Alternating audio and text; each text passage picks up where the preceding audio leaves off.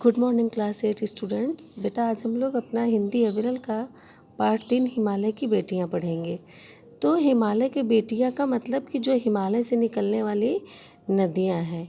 इस जो हमारा यह निबंध है यह नागार्जुन जी द्वारा रचित है। नागार्जुन जी का पूरा नाम वैद्यनाथ मिश्र था और ये थोड़ा घुमक्कड़ प्रकृति के स्वभाव के कवि या लेखक थे। तो आइए अब हम लोग कुल मिलाकर के पाठ का सारांश पढ़ लेते हैं कि किस तरह से लेखक ने कितने रोचक ढंग से हिमालय का वर्णन किया है, उससे निकलने वाली नदियों एवं समुद्र के बीच मानवीय रिश्ते स्थापित करके हमारी भावनाओं से जोड़ दिया है। देखिए, जब कहीं भी मानवीय संबंध जुड़ जाता है तो वो भाव थोड़ा अलग हो जाता है। तो यहाँ पे जो हमारे लेखक हैं वो हिमालय को पिता कह रहे हैं और नदियों को क्या कह रहे हैं, उनकी बेटियाँ कह रहे हैं।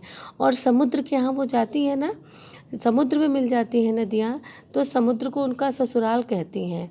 एक हम लोगों ने पिछले साल भी बुक में पढ़ा था, एक था बिटिया अब ससुराल चली, अगम नगा धीराज जाने दो बिटिया अब ससुराल चली, कविता हमने पढ़ा था। बड़ी अच्छी कविता थी। उसमें ये लिखा था कि हे नगा धीराज पर्वतराज हिमालय, आपकी पुत्री कहाँ जा रही है? ससुराल जा रही है, सागर से मिलने जा रही है, अर्थात ससुराल जा रही है। तो यहाँ पे लेखक ने हिमालय को नदियों का पिता और समुद्र को क्या कहा है? ससुर कहा है, उनका ससुराल बताया है। वहीं नदियों को उसने बेटी, बहन, प्रेयसी और माँ कह कर के उनके विभिन्न रूपों से हमारा साक्षात्कार करवाया है, मतलब हमें उनका दर्शन करवाया है। मतलब एक औरत के, एक स्त्री के जितने रूप हो सकते हैं वह हमारे जो कवि हैं उन नदियों को दे रहे हैं। कहीं उन्हें बेटी कह रहे हैं तो कहीं बहन कह रहे हैं, कहीं प्रेयसी अर्थात प्रियतमा अथवा पत्नी कह रहे हैं और कहीं माँ कह करके संबोधित कर रहे हैं। अर्थात यहाँ पे जो कवि हैं वो प्रकृति की चीज़ का मानवीकरण कर दे रहे हैं। मतलब यहाँ मानवीकरण अलंकार है ना। जब किसी प्राकृतिक वस्तु को मानवीय रूप दे दिया जाता है तो उससे हमारा एक विशेष और लगाव जुड़ जाता है।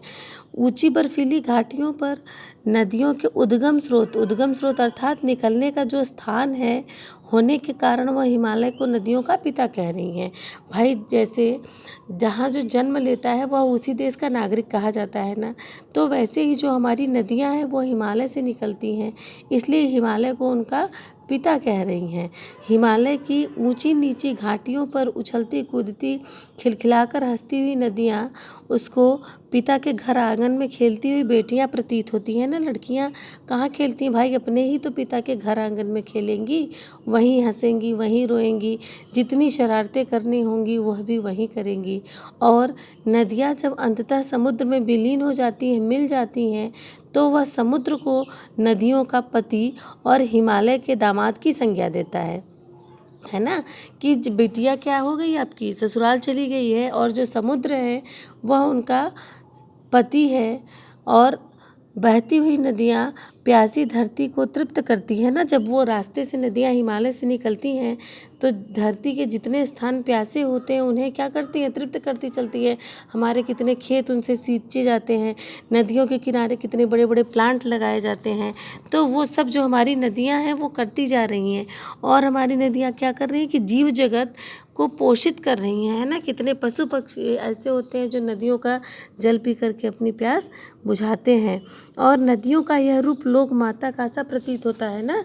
भारत में नदियों को माता का भी स्थान दिया गया है। जैसे माँ गंगा को राष्ट्रीय नदी का स्थान दिया गया है, तो नदियों का रूप लोक माता सा प्रतीत हो रहा है। मतलब यहाँ पे जो हमारे लेखक हैं वह नदियों को माता कह रहे हैं। अभी वहाँ जब वो खेल रही थी, उछल कूद रही थी, खिलखिलाकर हंस रही थी, तो वो बेटी के समान थी।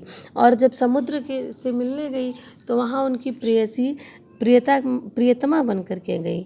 और मन को उचाट हो जाने पर नदी के किनारे बैठे हुए लेखक को नदी अपनी बहन सी प्रतीत होती है ना। बहन, अगर जिनकी बहन होगी, जब आपका घर में डांट पड़ती है आपको आपका मन नहीं लगता है तो वो बहन ही होती है जो बार बार आकर के आपको पूछती है भैया क्या हुआ, भैया क्या हुआ। तो वैसे ही लेखक का जो मन है वह थोड़ा उचटा हुआ है। लेखक हमारे जो हैं वो थोड़े परेशान हैं और यहाँ पे उन्हें जब वो उस नदी के किनारे जा कर के बैठते हैं तो उन्हें अपनी बहन के समान वो प्रतीत होती हैं। प्रकृति के तत्वों को मानव संबंधों में बात कर लेखक ने एक अनूठा रूपक प्रस्तुत किया है। प्रकृति के जितने भी तत्व हैं उनको क्या कहा है, लेखक ने मानव के साथ उसका संबंध जोड़ दिया है। अब देखिए आपकी बुक में पेज नंबर 18 पर जय हो सतलज बहन तुम्हारी, सतलज नदी के बारे में हमारे लेखक ने कुछ कहा है, उसे सुनिएगा क्योंकि उसी के अर्थ के आधार पर आपको कुछ प्रश्नों के उत्तर देने हैं।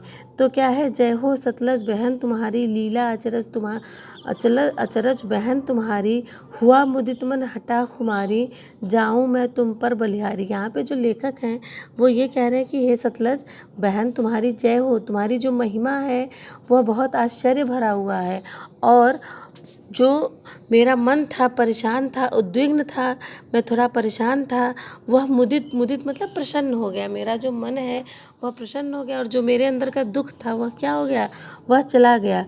इसलिए मैं तुम पर बलिहारी जाऊं और तुम बेटी यह बाप हिमालय, तुम इस हिमालय पर्वत की बेटी हो, चिंतित पर चुपचाप हिमालय। भाई जिसकी बेटी विदा होगी वह पिता तो थोड़ा चिंतित होगा ना कि नए घर जाएगी, पता नहीं कैसे रहेगी, वहाँ के लोग कैसे होंगे। तो यहाँ पे जो हमारे लेखक हैं वो कह रहे हैं कि तुम्हारे पिता जो हैं वह तुम्हारी विदाई पर चिंतित तो हैं लेकिन चुपचाप हैं। और प्रकृति नदी के चरिती पट पर अनुपम अद्भुत छाप हिमालय, जय हो सतलुज बहन तुम्हारी। वो कह रहे हैं कि प्रकृति नटी जो यह प्रकृति है उस पर जो दरवाज़ा है, प्रकृति का जो दरवाज़ा है उसका काम कौन करता है, हिमालय करते हैं।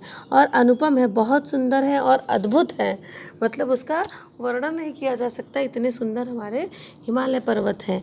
और इसलिए हे बहन तुम्हारी सतलज तुम्हारी जय हो, मतलब तुम ऐसे पिता की पुत्री हो जो एक पूरे प्रकृति को बचाने का काम करता है। जैसे हमारा घर होता है तो हम जब घर का किवाड़ बंद कर लेते हैं, दरवाज़ा बंद कर लेते हैं तो हम अपने आप को सुरक्षित महसूस करते हैं। तो वैसे ही हमारे लेखक ये कह रहे हैं कि इस प्रकृति का जो पट है, जो प्रकृति को सुरक्षित रखने का स्थान है वह हमारा हिमालय है। और तुम इतने उच्च मानो कि यहाँ पे प्रकृति को मानव का रूप दिया गया है, इसलिए लेखक ये कह रहे हैं कि तुम इतने ऊंचे व्यक्ति की पुत्री हो, इसलिए तुम्हारी जय हो और तुम्हारी जो महिमा है वह अद्भुत है ना, तुम्हारी लीला जो है वह अद्भुत है। अब आपको इन्हीं प्रश्नों के उत्तर आपको देने हैं, जो इधर आपको पंक्तियाँ दी हैं और उसी से कुछ प्रश्न हैं, उन्हीं प्रश्नों के आपको उत्तर देने हैं।